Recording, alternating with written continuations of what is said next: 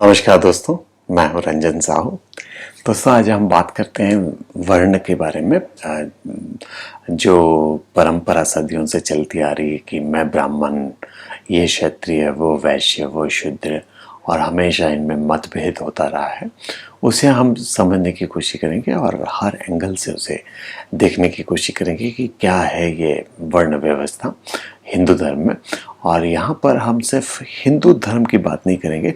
आप अपनी समझ को और बढ़ाने के लिए इसे क्या कर सकते हैं कि इसमें इस्लाम को भी डाल दीजिए, इसमें सिख को भी डाल दीजिए, पारसी को भी डाल दीजिए, और दुनिया के सारे कम्युनिटी को आप एकत्रित कर लें ताकि इसे समझने में और आसानी हो। ठीक है। तो सबसे पहले हम देखते हैं कि मुझ में और आप में फ़र्क क्या है।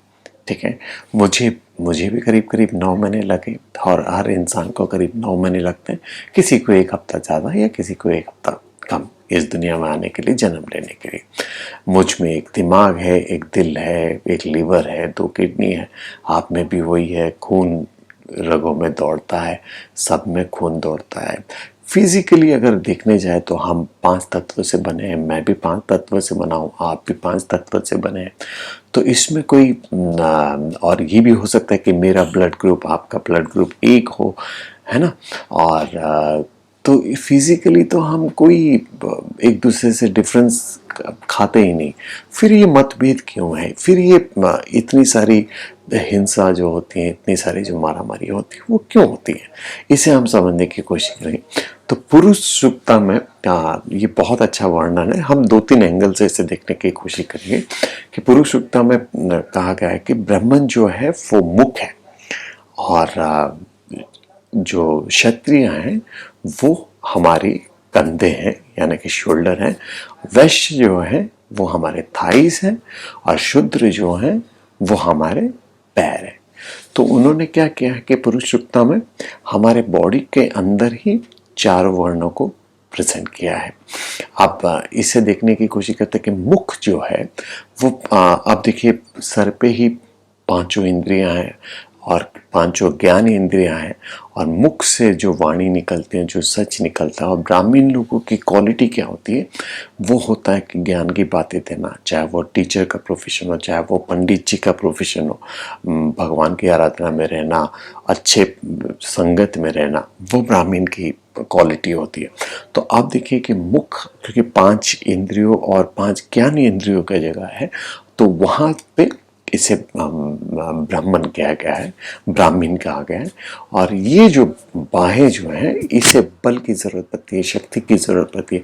और क्षत्रिय का काम क्या होता है कि मिलिट्री में भर्ती होना, या एयरफोर्स में, नेवी में भर्ती होना, या राजा का सैनिक बनना, देश की रक्षा करना, पुलिस वाले बनना, या पॉलिटिकल लीडर बनना, जो कंट्रोल कर सकें इस चीज़ को।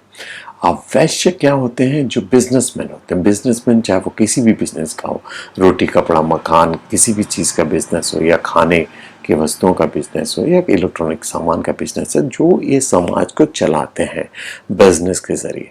जो हमारी सेवा इंडस्ट्री है, उसे शूद्र का दर्जा दिया गया है। अब देखिए कि ब्राह्मण, क्षत्रिय, वैश्य, शूद्र बोलने के लिए नाम अलग अलग जरूर है, लेकिन सबके काम इतना इम्पोर्टेंट है, और सबकी ज़रूरत है एक शरीर को चलाने के लिए। और अनोखा बात यह है कि ब्राह्मण को शूद्र को माथा लगाना पड़ता है। जब जब हम किसी के पैर छूते हैं, तो ब्राह्मण अगर हम इसे माने तो शूद्र के पैर ही छूते हैं, सर से सर जाके कोई टकराता नहीं है। ठीक है ना। ये पुरुष सुक्ता के अनुसार माना गया है। ठीक है। अब अगर 1000-1500 साल पहले एक एक्सपेरिमेंट ये हुआ था कि जो गीता में भी दिया है, वो गीता में आई थिंक 4th चैप्टर में 13 नंबर का श्लोक है कि गीता में बोलते हैं कि मैं 4 वर्ण को अपने अपने ऑक्यूपेशन के हिसाब से, अपने अपने काम करने के हिसाब से मैंने डिवाइड कर लिया है। जैसे कि अब जैसे हमने देखा होगा कि 1000-1500 साल पहले, ये हमारी भी गलती है, हर किसी की गलती है, मेरी गलती है, आपकी गलती है, सबकी गलती है। हज़ारों 1500 साल पहले क्या हुआ कि ये तय हो गया कि ब्राह्मण का बेटा ब्राह्मण बनेगा, क्षत्रिय का बेटा क्षत्रिय बनेगा, जैसे कारपेंटर का बेटा कारपेंटर, गोल्ड स्मिथ का बेटा गोल्ड स्मिथ बनेगा, बिजनेसमैन का बेटा बिजनेसमैन बनेगा, मिठाई हलवाई बनाने वाले का बेटा हलवाई बनेगा।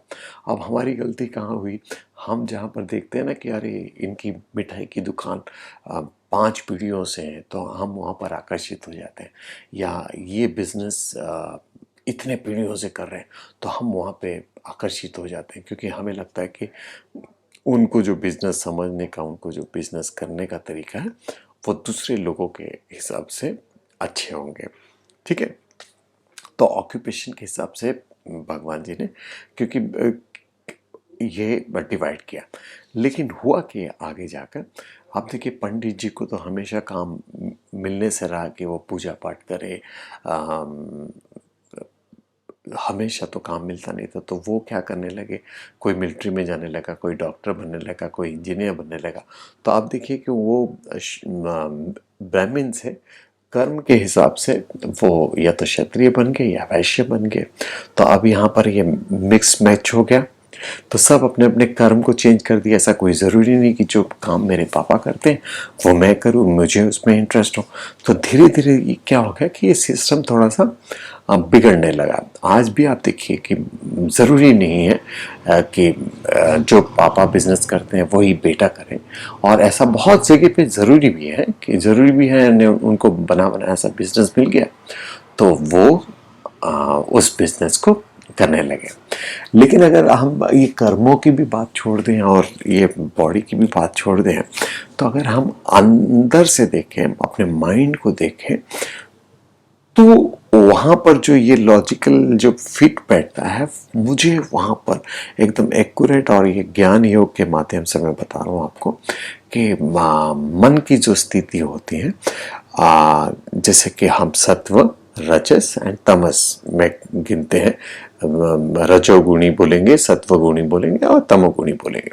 तो आप देखिए कि जो सत्वगुणी व्यक्ति है वो क्या करेगा, चाहे वो पैदा हुआ हो शूद्र के यहाँ या क्षत्रिय के यहाँ या वैश्य के वहाँ, लेकिन जो सत्वगुणी व्यक्ति है वो हमेशा पढ़ने में, पढ़ाने में या पूजा पाठ करने में, मेडिटेशन करने में वो लगाएगा। ठीक है, जो अंदर से रजोगुणी व्यक्ति है वो क्या करेगा, वो फाइट्स और एक्शन, फाइट्स एंड एक्शन मतलब लॉफुली जो मिलिट्री और इसमें होते हैं, या कुछ करना है ऐसे कुछ करेगा। और जो तमोगुणी होते हैं तो वो सेवा भाव में रहेगा, हमेशा सेवा के बिजनेस करेगा, सेवा की चीजें सोचेगा। तो इस तरीके से जब देखेंगे, सिर्फ सत्व जो प्योर सत्व है वो ब्राह्मण को गिनेंगे, और सत्व और थोड़ा सा जो रजस है, सत्व और रजस का जो मिक्सचर है, जो प्योर सत्व है वो उसको ब्राह्मण में गिनेंगे।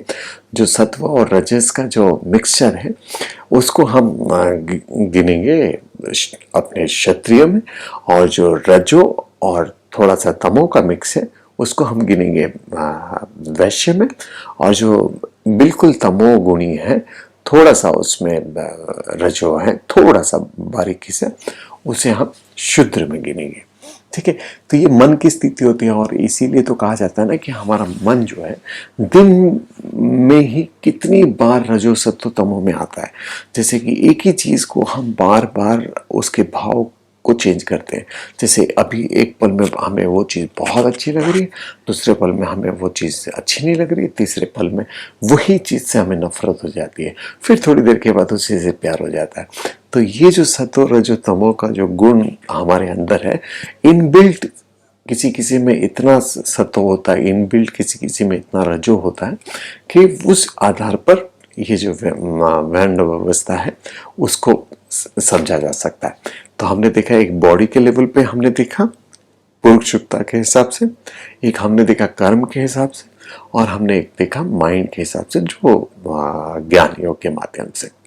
उम्मीद है आप लोग इस को समझ चुके होंगे, और आप अपना एनालिसिस में करना और आप अपना कमेंट बॉक्स में छोड़ सकते हैं। ठीक है, और कुछ भी अगर लिंक होगा तो मैं डेफिनेटली इसके नीचे वीडियो में रख दूंगा। Thank you.